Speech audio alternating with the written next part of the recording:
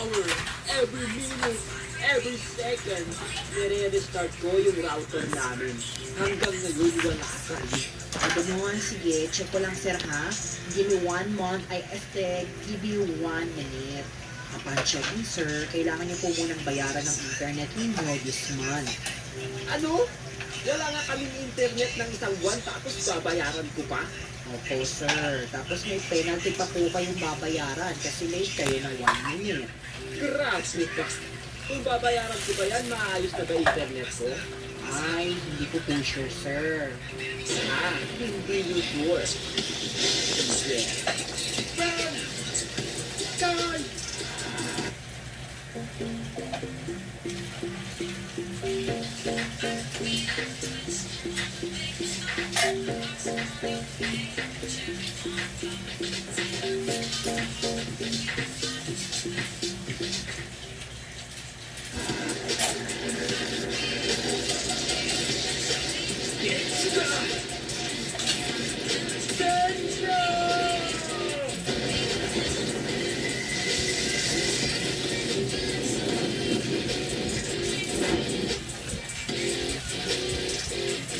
Grabe talaga.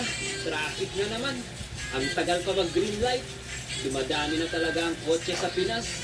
Grabe, ngayon na. Tingnan mo to, pre. Sisingitan ko yung nasa harap natin. Sige nga, pare. Sige nga. Para makauwi na tayo. Tama ka dyan, pre. Tsaka gantong sitwasyon dapat aggressive ka. Ito, papakitaan kita ng diskarte. Ayun, nag-green light na. Ayun na, sige pre, singitan mo na. Ay, putik yan. Loko to ah. Natatay yan. Tingnan mo, pre.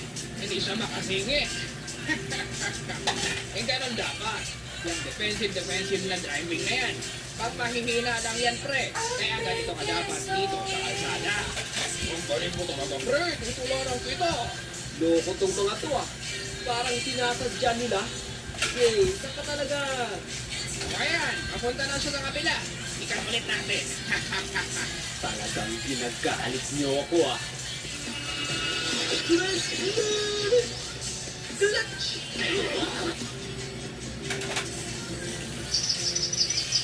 Ano yun? Parang may tumuturog sa kotse ko ah. Naku, ipacheck ko nga muna to.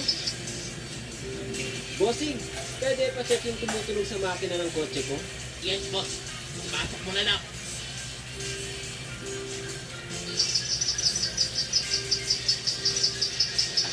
Ay, naku, bossing. Mukhang kailangan natin ibabago natin.